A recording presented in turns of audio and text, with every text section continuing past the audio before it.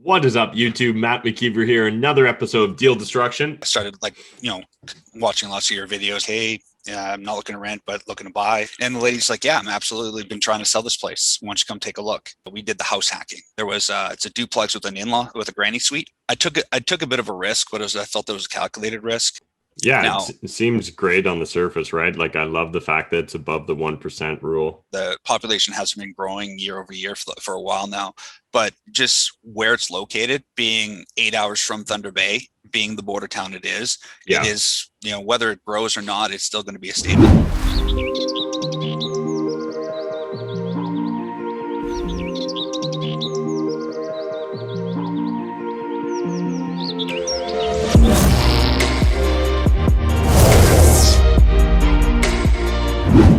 What is up, YouTube? Matt McKeever here. Another episode of Deal Destruction. Want to give me just a little bit more context about the deal? Yeah, so basically we started off with our first house purchase. We did the house hacking. Pretty much only at the time I knew I'd get a duplex. That's how to do it. So me and my wife, we rented out our current place and we saved up for a few years. So we got ready to find the next place. But this was right after COVID started. So early, spring 2020. Mm-hmm. MLS, was going crazy. So we started watching lots of your videos and talked about finding stuff off market. So we went and just looking at Facebook Marketplace for some places that where they were renting it out, maybe looking under market, like if they were renting it for, say, a couple $100 under market rent, and just simple blurb like, hey, I'm not looking to rent, but looking to buy, if you're considering selling. And the lady's like, yeah, I'm absolutely been trying to sell this place. Why don't you come take a look? So we found it, looked at it. It was a nice place. She took care of the place because she lived there. And we started haggling the price, and we settled at $140 for a duplex. It's more or less turnkey in a C plus area of town. And the reason we got it for such a good price was kind of because we negotiated other things. So she didn't want to move in the wintertime, but we were talking around September, October. So I'm like, well, if you don't, I'm like, when do you want to move? She's like, April would be. I'm like, yeah, I could do an April close, not a problem. So we had a 6-month close on the house. And so we got it under contract, got the inspection out of the way, right away. The only thing is I told her, I said, there's no way I can get approved for a mortgage in October, November for an April close. So she has to give me some time on the financing. So she said, not a problem. We agreed to a March 1st waiver on that. So we went over the winter, got the financing closed up for March. And then we took possession of the place for just at the end of April of this year. The house is nice. Like I said, there was pride of ownership in it. So she kept up a lot of things in the place. There's a couple small minor maintenance issues that were left to the wayside, again, because she was getting up and close to retirement age. So she wasn't able to do a lot of the basic maintenance herself. So that's why she was looking to kind of get rid of the property. So like I said, it was a nice front back. So the way when we place the tenants in it, I always make sure like there's no one above you or below you, because I don't have to tell you, one of the problems you always have is the noise complaints. And then so I put the numbers together. They looked pretty good. And like I said, we did the 140, and then we closed it just at the end of April. Awesome. Yeah, appreciate that additional context. And sorry, what city did you say it was in? Sault Ste Marie, Ontario. Sault Ste Marie, gotcha. Okay, yeah. Perfect. This was how I originally ran my numbers. Mm-hmm. Let me just close that. So I had the purchase price. There was a couple things we needed to do. I took a bit of a risk, but I felt it was a calculated risk. One of the things is once she had the contract for selling, she didn't want to do any more work or put any more money into the property. Mm-hmm. But the one unit that was vacant, the whole reason I reached out to her, the floor was pretty rough shape. So I took the initiative to change the floor since it was already vacant, rather than in a year, 2 years, leave the apartment vacant for a month. And then I figured it would show better, we'd get a better tenant. So there was a little extra cost for the cost to make rent ready. Down payment, closing cost. I used just a general 3% because I wasn't sure exactly where I would be able to get the financing. The rents, the units were a little bit smaller for the second bedroom, so I was a little bit under market.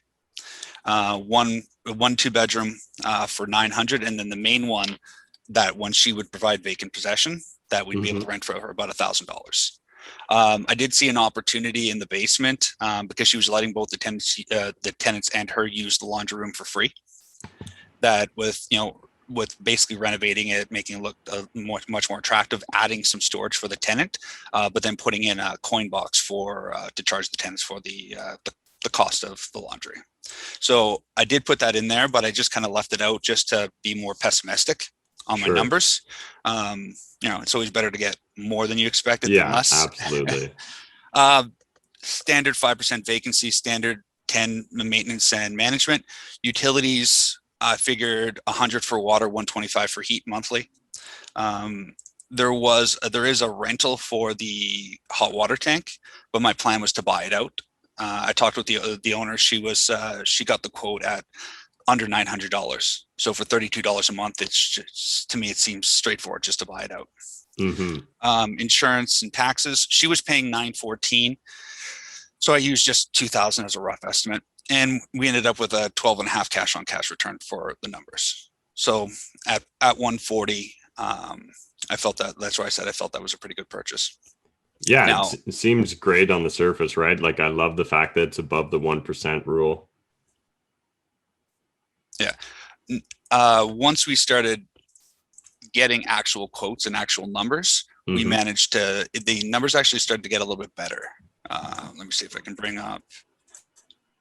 This is the spreadsheet of the numbers as they came in, as I got the contracts in place for the taxes and everything like that. So the mortgage came in actually at 2.25 at a 2-year fixed term. So, and then the rents, same thing. The equal billing for the heat actually only came in under 100 a month. Water came lower. A lot of my estimates actually came lower than expected. That's great. So we ended up finishing with a 16.61. That's awesome. Yeah, hopefully, right? Yeah. And so you said you just closed on it? Yeah, we closed, took possession April 23rd. Excellent. Yeah, so once I actually signed up for the deal destruction just a little before closing. Once I knew everything was done and everything was just, we were waiting for keys. I'm like, okay, I wanted to submit this to you. Yeah, no, still appreciate you jumping on. So do you mind sharing, just because I'm sure the audience would love to see, it looks like your 5-year build out tab. Is that just kind of going into the details of your renovations? Or that's a work in progress, so I can definitely pull it up. So basically, one of the things I've noticed in Sault Ste. Marie is there's a lot of under rented properties. So you're constantly looking at, your 4-plexes, 5-plexes, where standard rents, say $1,000 for a 2-bedroom apartment. You'll come see, I've seen some at $500-600 a month for rent. So in an attempt to try to make my offers more competitive, rather than saying, I'll offer you $200,000 for a 4-plex. I'm trying to look at more of like a 5-year, stabilizing the rents and what my cash on cash for the 5-year. So like I said, say for example, the rent started off at, say they were just $1,600 to start off. As they build up with the appreciation, as I can turn over tenants, what my cash on cash would build up to on the 5th year. So I can kind of get a better idea, like I said, and try to be more competitive with offers that I kind of make on properties.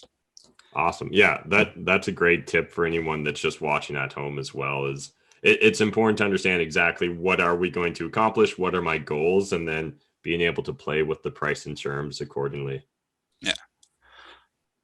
So awesome, so I guess one thing I wouldn't mind just asking you, because again, this on the surface seems like the sort of deal that was my bread and butter when I was building up my portfolio. I'm sure audience members are curious, are deals like this common? Do you consider this really like a rare deal, or are you hoping to be able to replicate this deal? This is the model we're trying to replicate. We're kind of doubling down a little bit on this. So in Sault Ste. Marie, what happens is, before the pandemic anyways, there was, our purchase prices were very suppressed. So to finding duplexes, triplexes at 65, 75,000 a unit that were in relatively good shape wasn't unheard of. you'd have to put a little bit of sweat equity, find the value add for it. Even turnkey, max at 100,000 a unit. So so that was really good. Whereas a standard rent for a 2-bedroom is about $1,000. So the 1% rule applied pretty much the whole time here in Sault Ste. Marie. Now with COVID and the housing market doing what it's doing, a lot of our prices are adjusting to kind of arguably where they should have been for Sault Ste. Marie before. But I do feel this is something that can be replicated, to use your words. So we're actually, like I said, we're doubling down on this. The house that we purchased, we did the house hacking. There was it's a duplex with an in-law with a granny suite. So we rented out the main unit. We kind of cleaned up the granny suite, moved into the granny suite, got a roommate for our place, and collected the rent. That's how we managed to save up over the years to get this new place. With the market the way it is, we've seen some of the comparables for our house come really high. So we're looking to possibly sell our current place and then use that cash to find the next kind of deal, take advantage of the high ratio of 5% down, owner occupied. But so I've kind of gone through the low hanging fruit, so to speak, like with this one where, Facebook Marketplace, you see an apartment in a decent area going for under market. We've actually kind of moving up the mailers now. So I just got a quote from a printing place. We're going to print up the nice little cards that if you, kind of just about us, and if you're looking to sell, and we're going through that. So our kind of plan for this is to find properties in the 70 to 80,000 a unit. Things that need a little bit of TLC, because another thing with Sault Ste. Marie is we have a bit of an older population. So there's a lot of, people getting into their senior years, retirement age, that are looking to get out of the duplex, the triplexes, fourplexes they've owned for the last 20 years that they own full outright. So it's just a matter of finding those people. They're not itching to sell, but they would kind of like to downsize a little bit from the work day-to-day grind of, taking care of, 4 or 5 units. Yeah, really appreciate you sharing that, and a lot of great insights there. And I think just one thing to highlight is that's very common in Northern Ontario in particular, is that aging demographic, right? So I know that's something that we've been talking about on the channel for a while, just from looking at like the broad statistics. But it'll be interesting to see how COVID has impacted, Northern Ontario, because we saw interesting signals like North Bay being one of the most researched cities in Ontario, in Canada during COVID, as well as had the highest net migration by percentage, I believe, for U-Haul trailers.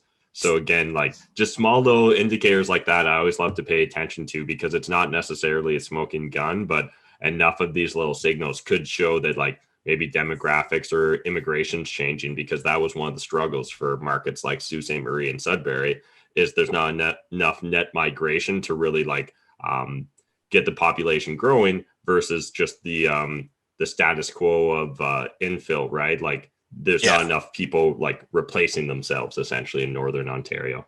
Yeah, no, Sault Ste. Marie, like exactly like you said, the population has been growing year over year for a while now, but just where it's located, being 8 hours from Thunder Bay, being the border town it is, whether it grows or not, it's still going to be a staple. Now, there always has been a housing kind of shortage in Sault Ste. Marie for affordable rental property.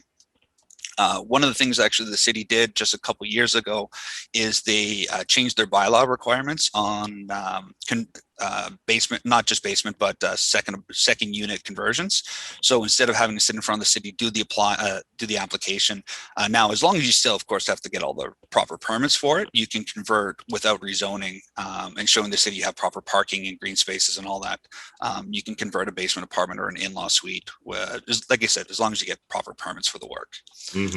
So that's another thing we're kind of like looking for too, is are there any viable 4-bedroom, 2-bath houses that you could kind of put up some, separate. Fire barrier, separate.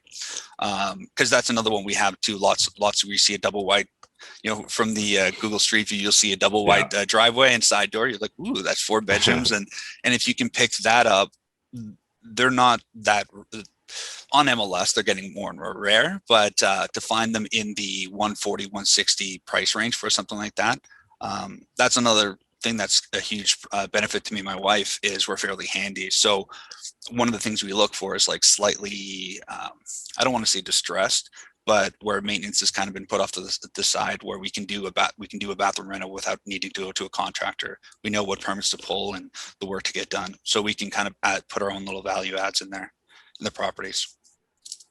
Yeah, that's awesome. And really appreciate you just kind of sharing the bigger picture on what's going on in your city as well. If the audience wants to follow along with you on your real estate investing journey, can they? And what's the best way to, or how can they get in contact if they want to get in contact? Well, we haven't really started anything like that yet. We're just a little fish still right now. This is our first official rental property. I was looking at maybe setting up an Instagram or things like that, because especially even just to document my own renovations that we're doing in the house, because it's kind of nice to like look back at the pictures and see like the before and afters.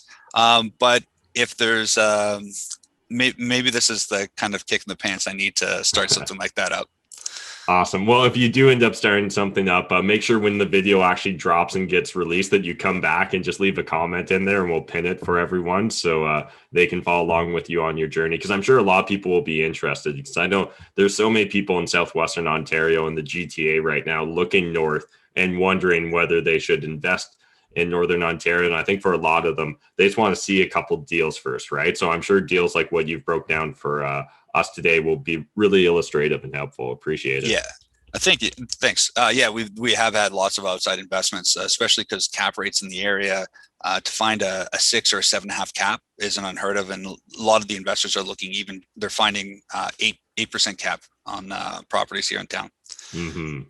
Yeah, that'll definitely get a lot of people's attention, especially these days in like London and Windsor. Sometimes it's 4 or 5 is considered a good cap, which is crazy to me. But anyways, really appreciate it, Joe. And yeah, if you guys are watching this at home and you want to book your own episode of Deal Destruction, we'll throw a link in the video description down below. And if Joe ends up creating an Instagram channel, we'll also link down below. And yeah, appreciate it, Joe. Thanks. Hey, thanks for having me on.